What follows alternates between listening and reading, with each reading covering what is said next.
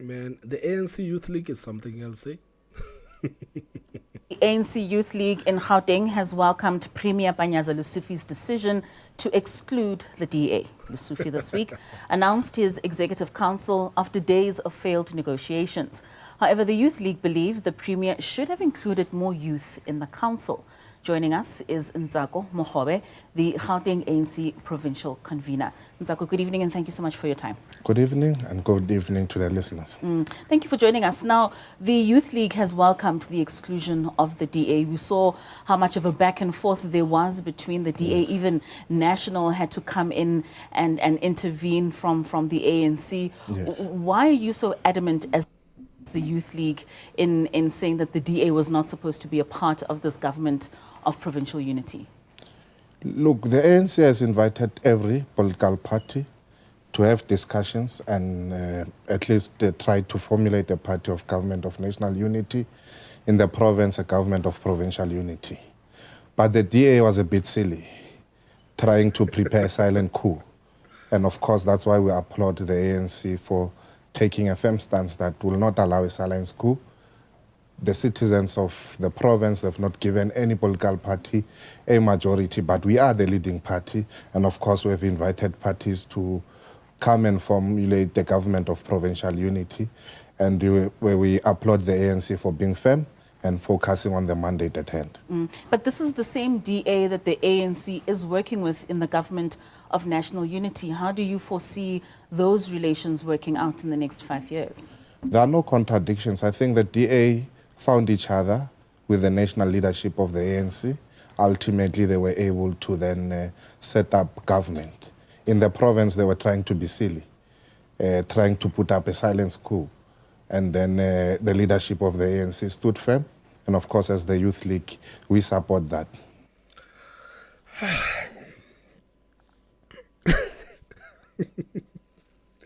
You know, guys, man, sometimes it is so frustrating listening to these guys from the ANC Youth League. Because he says that the DA was trying to prepare a silent coup. But if we go back to what the DA and the ANC had actually agreed on, the agreement was that the DA would take 3 seats, ANC would take 7 seats and share them with other political parties. Meaning that in the cabinet, the DA would have 3 seats, ANC would have 4 seats, and other political parties would take these other 3 seats. So listening to this guy, you would actually think the presenter would ask him, what do you mean the DA was trying to prepare a silent coup in Gauteng? Because sitting here, I can say that you are accusing the DA of what the ANC has done. Because you admit that not a single party was given a mandate to govern Gauteng alone. So if that's the case, why does ANC have 7 MECs? The ANC did not win with an outright majority. So why does ANC have 7 MECs? So you are accusing the ANC, you are accusing the DA of what the ANC has done.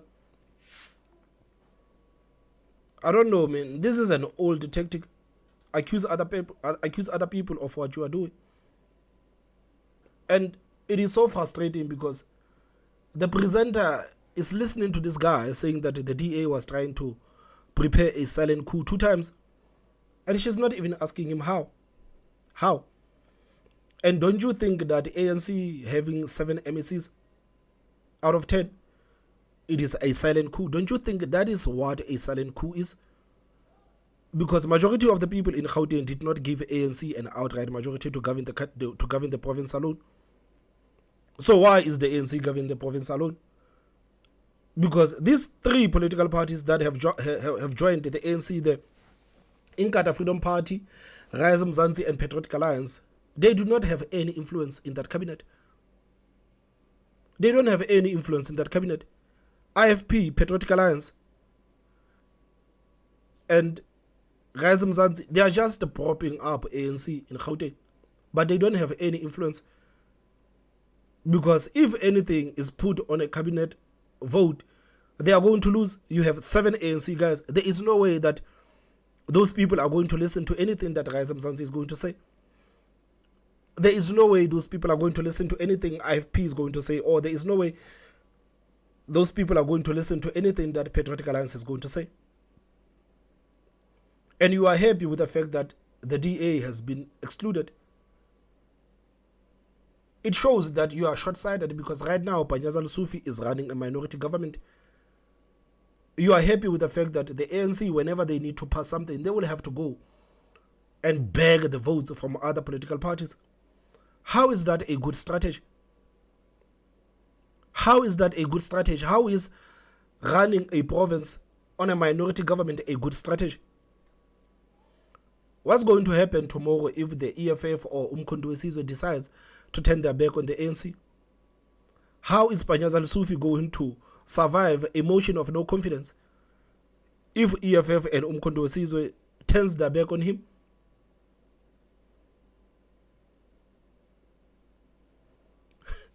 Man, I've never seen people so short-sighted, man. I've never seen people so short-sighted.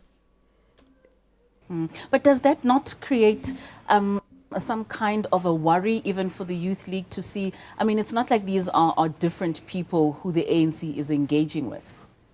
No, it creates a bit of a worry, because part of the interest is that we wanted a stability. We don't want what's happening in local government, where there are motion of no confidence to a mayor, time in, time out, every after 3 months and all that, and backdoor arrangements. It is a worry. That's why we want the DA to come on the table and negotiate in good faith, create stability of government, and we work for the people of Gauteng. But of course, You want a stability, but at the same time, you are happy with the fact that your beloved premier has excluded the DA from his cabinet. How are you going to get stability? How is Panyaza Lesufi going to be stable today? How is Panyaza Lesufi going to be stable? Do you think that Panyaza Lesufi governing Gauteng with a minority government is going to be stable?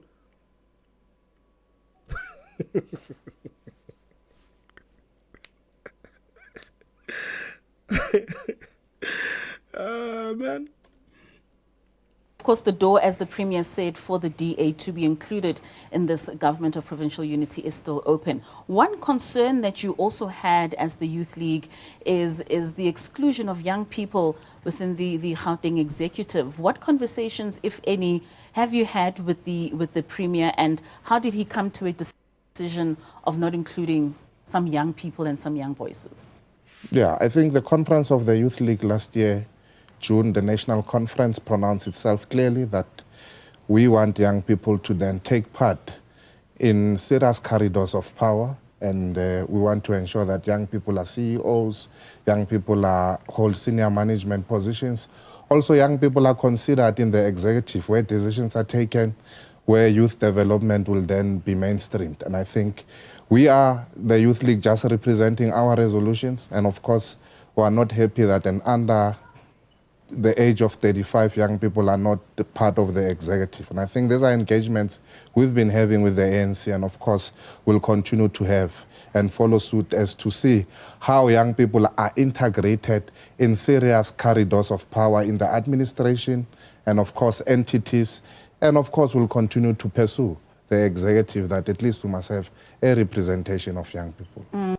I mean, like, you're talking about the representation of young people. You remember last year, the president of ANC Youth League, Colin Malaj, is saying that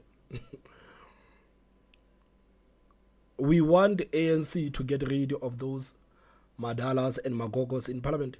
This is what Colin Malaj said, that 50% of young people, or of those Madalas and Magogos in parliament, they need to be replaced by 50% of young people. And Guadamantashe has already put him in his place. Why are these people talking about positions? Because Guadamantashe told you guys that Stop fighting us for positions, man. You have young people in this country that are facing a lot of problems. Instead of focusing on that, you are busy.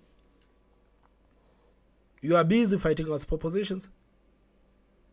Guadamantaja has already told you that, guys, please, this thing of yours of trying to look at the positions, man, it is not going to serve any purpose. And if these people were not so short-sighted, they could actually see that the ANC Youth League can play a very important role in reviving the ANC. Because what's happening right now in the country is that you have young people, a lot of young people, millions and millions of young people are not interested in politics. They don't want anything to do with politics. They are not even voting. This is why you see political parties trying to appeal to these young people, because political parties understand that if you can appeal to young people and if young people can actually stand up and vote for you, chances are you're going to govern this country easily. So these guys from the ANC Youth League are short-sighted, because if they were not, they would understand that instead of fighting these people for positions, we need to hit the ground and start addressing the issues that are facing young people today. Start providing the solutions to these issues that are facing young people today. And by doing that, you're going to make young people fall in love with the ANC again. And once you have made young people fall in love with the ANC again, chances are the leading structure of the ANC Youth League is the one that is going to lead the mother body of the ANC. But because these people are short-sighted, they don't see that. They just want the positions today, they just want positions tomorrow. But they don't realize that with this responsibility that they are given, they can actually make a huge impact and be the ones that are going to revive the ANC. Today you have a million political parties, and how many of those political parties are actually on the ground assisting young people? How many of those political parties are actually on the ground assisting young people and making sure that these problems that young people are facing are solved? How many? So there's an actual market for the ANC Youth League. There's an actual market for these people to go to young people and say, guys, we know that we have neglected you for a long time, and we are sorry that we have neglected you for such a long time. But can we please go back to the drawing board and understand what is it that is bothering young people today? You have millions of young people today unemployed. You have hundreds of thousands of young people today who went to universities, who went to colleges. They have degrees, they have diplomas. These people are sitting at home. You have young people today that are starting their own businesses, and these businesses cannot thrive because of the red tape. You have young people today that are feeling useless, and these people are now drug addicts, and these people are now drunkards. Some of them, they have taken their own lives. These are the issues that that ANC Youth League should be addressing. How are we going to make sure that these young people that are starting up their own businesses, they do not face so much red tape? How are we going to make sure that we deal with this issue of young people sitting at home unemployed? How are we going to deal with these young people that are depressed, that have anxiety and all sorts of things? These are just few of the many issues that are facing young people today. You have young people in universities. Bladin Zimande and his friends in NSFAS, they did their own thing. And today you still have young people, man, that don't have where to stay. They can't even access their allowances. These are the issues that are facing young people today. So how many of these political parties are actually looking at these issues and saying, guys, this thing of us, of bashing young people and telling them that they do not vote and this is the reason why our country is going to the dogs, is because we are not actually helping these young people with the issues that are facing them. How many political parties are doing that? But no, these people are short-sighted, man. It's almost as if they don't have strategists there in the ANC Youth League and saying, guys, if we want to make an impact We need to leave these people alone for some time. These people in government, we need to leave them alone. And we need to start with the programs that are going to uplift young people in this country. We need to start fighting for the things that are going to uplift young people in this country. But no, this is not how they approach matters in the ANC Youth League.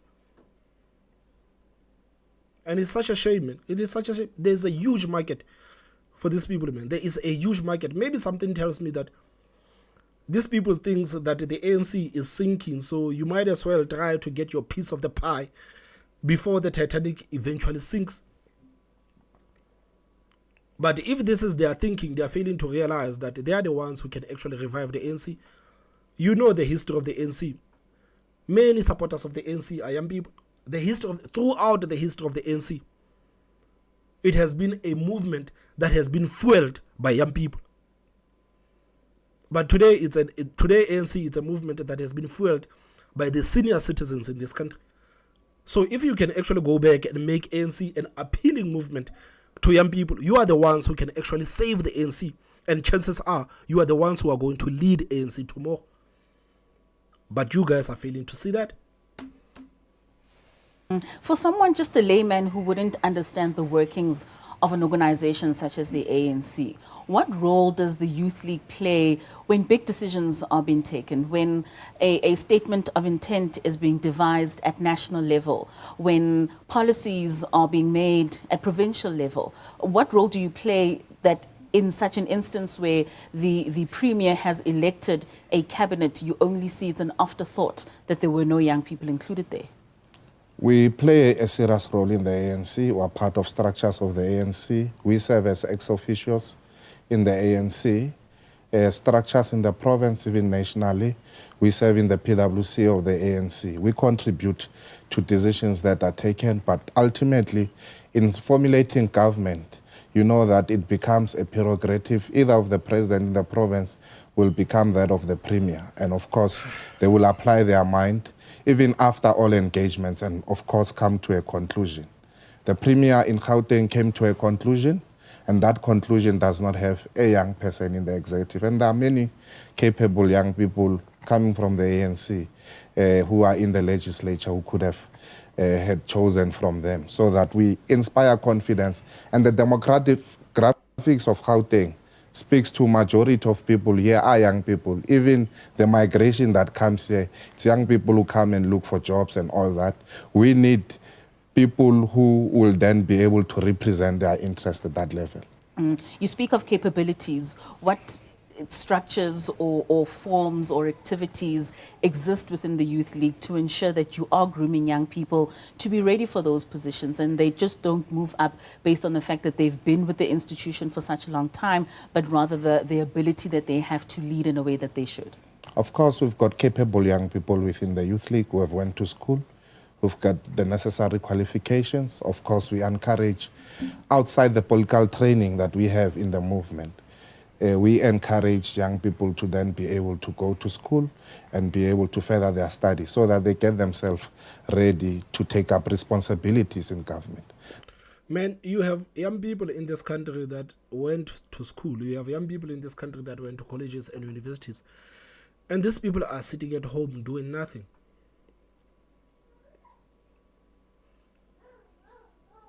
You guys need to deal with this issue.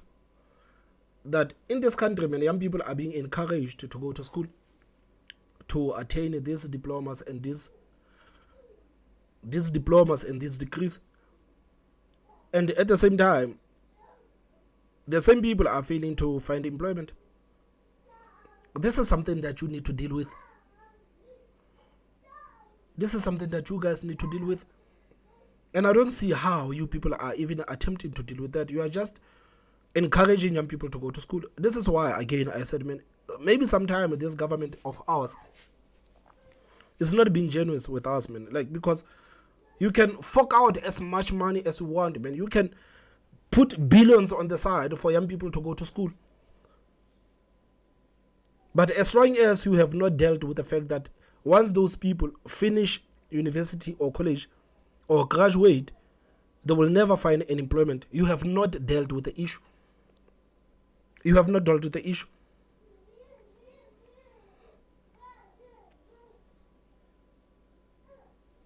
You have not dealt with the issue. What is it that you guys are doing to make sure that the investors are coming back? What is it that you guys are doing to make sure that the investors are coming back so that these young people can put their degrees and diplomas into good use? And none of these people are actually talking about this issue, that we have a problem facing us in this country. And I don't know, I think that this is a ticking time bomb. One day this issue is going to explode, because young people start falling into depression after graduating in university and colleges, thinking that their lives are going to be okay. But after graduating, they slowly fall into depression, because they are starting to realize that going to school, like, is it worth it for me to go to school? Was it worth it for me to go to school? If I'm going to sit at home with my degree, was it worth it for me to go there? You are not talking about these issues.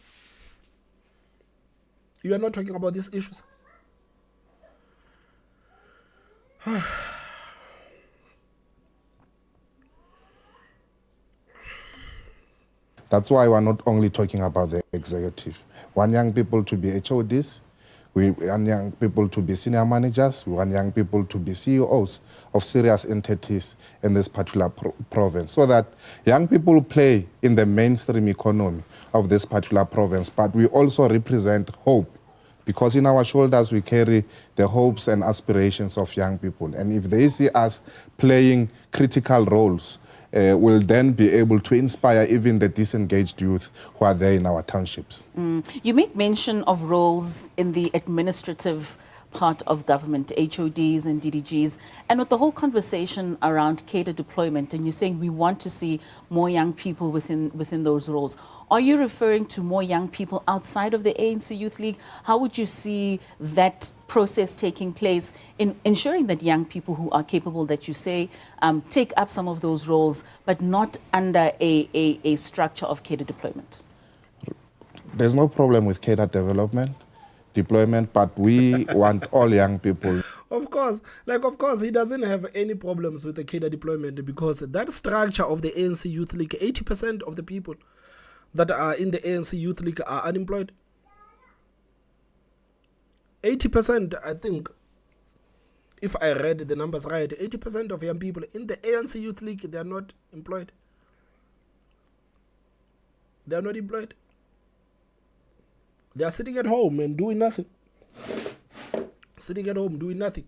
These are the same people, man, that were bothering us during the elections, promising us heaven on earth, promising us jobs, whereas they themselves do not have jobs. So, of course, they want something for the cadres. They understand that this ANC Youth League, the structure of the ANC Youth League, they understand that they don't have any jobs. So they need to find something for their cadres. Not even within the Youth League. Remember, we represent all sectors of young people. In fact, that's why we also called for a provincial dialogue with civil society organizations, where all young people at the end of July will then determine a youth agenda of the province collectively. Of course, it will be led by the Youth League. We are advocating for each and every young person that is there, disengaged, those who have degrees but they are not working, they're sitting at home, they don't know what to do with those. We are saying they must come on forth, so that the Youth League is able to assist them to then be able to then take up those particular responsibilities in government. Because we serve in structures where we are able to at least raise up a voice that young people are there, they are capable, can they be given a chance and space. And in the National Assembly, do you think there's a good representation of young people, especially those that serve as ministers and deputy ministers? Of course, the president of the ANC has demonstrated confidence in young people. There's a number of them, you know, your Zuko Kolempi, the deputy president of the Youth League, is a deputy minister, Nonqeba Mhlauli, and many more. And of course, generationally, the president was then able to even mix up generations. So that's why we feel that in Gauteng, and a province that is as big as Gauteng, would have needed that type of representation. Lastly, what work do you believe the Youth League needs to do in not only galvanizing young people to join the Youth League, but more so to see economic streams being taken up by young people across Gauteng and across South Africa, and ensuring that young people who are supposed to be taking up some of these leadership roles are groomed now outside of the institution of the ANC Youth League? Our dialogue with civil society organizations will assist us to capacitate these organizations so that young people in all spheres are able to represent themselves. But we must then be able to deliberately give them confidence. And of course, in rallying up young people, it's not only just about making them to be political and support, of course, the ANC. Of course, part of our twin task is to rally young people behind the vision and banner of the ANC. That is, of course, making sure that young people are not disengaged and they fall into drugs. Young people are not disengaged, they end up being criminals, and then they become perpetrators of gender-based violence and all that. So we do a lot of these activities with our structures on the ground, give confidence to young people to then be able to compete with their peers. I know I said lastly, if we're looking at the number of young people that went out to vote in the last polls, do you think the ANC Youth League's relevance is still impactful amongst young people? Very impactful. There's voter apathy amongst young people, and of course part of the things is that services that are of government are not reaching the young people, all of them on the ground. And I think part of our role is to ensure that. That's why we're even calling out an HOD that released that a green army, which majority that young people who are employed there, that this program is going to end without even the consent of the Premier. That's why we're saying to the Premier that HOD must then be fired, because they have no interest of youth development and ensuring that young people are not disengaged. They are active in ensuring that the economy of the province, they're able to participate fully. All right, Nsako, thank you for your... Word salad, my boy. This is what we call word salads, man. It's word salad, man. Like, you guys, like, nah. No one actually takes you serious, man, in the ANC. You are just the hired guns for the ANC top structure, man. You are just the hired guns. You are just there to say the things that the ANC mother body actually wants you to say. But when it comes to trusting you with these responsibilities, man, they don't trust you with any of these responsibilities. And at the same time, you guys are failing to see what you can actually accomplish. So you guys you are not going anywhere. You are not going anywhere, and young people are not falling in love with the ANC. Young people are not gravitating towards the ANC. And I think this is the reason why Ramaphosa and his people, man, have decided to maybe let's revive the structure of the ANC Youth League. Man. Let's see if these people can actually work their magic on the young people in this country that are so hesitant when it comes to politics. Let's see if these people can actually inspire young people today. But no, they have resurrected this structure so that this structure can bother them about the positions. There is nothing that these people can actually contribute, and they are failing to see the bigger picture, man. So I don't know, and I guess the only thing I can say to ANC Youth League is good luck. Good luck on whatever vague goal that you guys are trying to achieve. Guys, so please tell me what you think. Got a comment section. Don't forget to hit that like button, and the most important part, subscribe. My name is Thomas Maba, so I will see you next time. Bye bye.